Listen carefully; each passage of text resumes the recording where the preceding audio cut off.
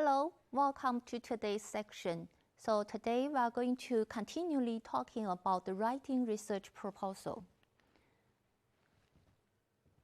In last section, we talk about the types of research proposals, which include student proposals, condensed research proposals, and letters of intent or pre-proposals.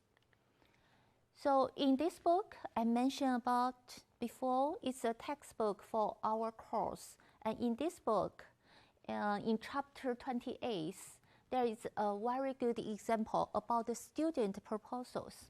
The name of the student proposal is the effect of nurse practitioner directed transitional care on medication adherence and the readmission outcomes of elderly congestive heart failure patients. So in this example, you will see some information in detail about the student proposal and which contents should be covered in the student proposal. And please read carefully and after course. And today I may talk about a little bit about the condensed research proposals. For condensed research proposals, it's often are developed for review by clinical agencies and funding institutions. And for the condensed research proposals, you need to logical links among components of the study and need to be clearly show about these following parts. The first one is you need to clarify your problem and purpose. Even though it's in a very short format, but you still need to clarify very clearly. And then you have a short summary of previous research. It's kind of literature review. And then you describe your framework if you are quantitative research. And then you describe the variables you design, the sample ethical consideration, and also plans for data collection or analysis, and then the dissemination of findings. What's your plan for dissemination of your findings? So I will give you an example about the condensed proposal. This is one small example which I did when I was in my doctoral study. And we submit to Back to Moon chapter of Sigma Theta Tau International Nursing Society.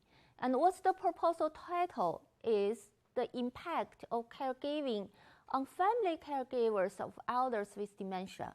So I listed about the principal investigator, which was me, and then about my contact information. And also in this proposal, they asked me to provide a summary of the abstract, the summary of the proposal. So you do need to give a very brief summary for the proposal. So it requires 300 words limits. So from this abstract of proposal, you need to list problem, your purpose and objectives, and your design and sample, and your main research variables and measurement of variables, and also anticipated significance of findings. So this is the summary of the proposal. We call abstract of the proposal. Then later, in the full proposal, even though it's condensed, but you still need to cover all these kind of contents. The first one is about the problem statement, and then the significance to nursing. And you need to describe what's the research framework in your study, and what's the purpose and your objectives of the study. And then you need to describe study measures, and you cover the research design. You tell them the sample and the citing, and you also need to say what are the variables and how you measure it. And then you need to describe how you collect the data, so data collection procedures. In this part, I put ethical consideration in this part. So tell something about ethical consideration and how you protect the subject's right. And then you need to describe the data analysis procedures. And also you need to write down the anticipated strengths and the limitations of your study. And in this condensed proposal, some agencies or institutions may ask you to tell them the budget, and you need to give them very detailed budget. So this is the budget of my small study and also in the detailed information. So that's the small example from myself. And also another proposal, the type of proposal is pre-proposals and letters of intent or pre-proposals. What is a letter of intent? A letter of intent is requested for some of the funding opportunity announcement. So a letter of intent you submit, you should include the following parts to let the agency understand what's the title of the proposed research and what's the researcher's name, address, and telephone number of the principal investigators.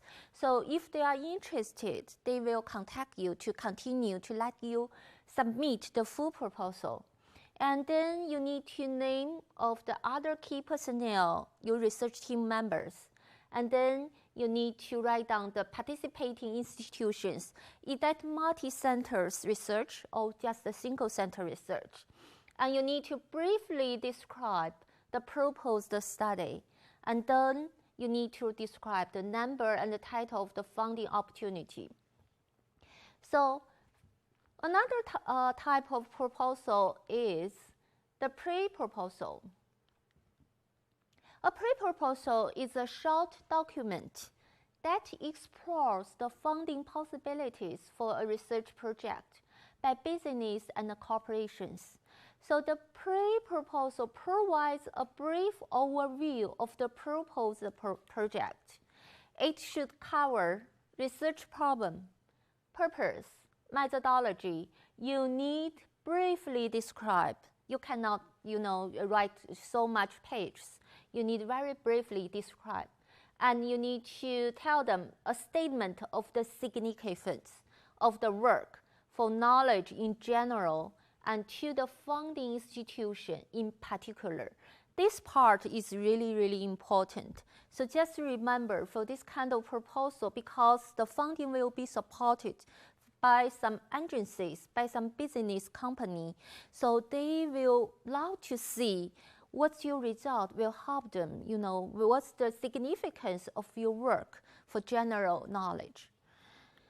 And so this is today's content. So we covered something about different type of proposal. So I also leave some articles you can read after the course. So we will see you next time. Thank you.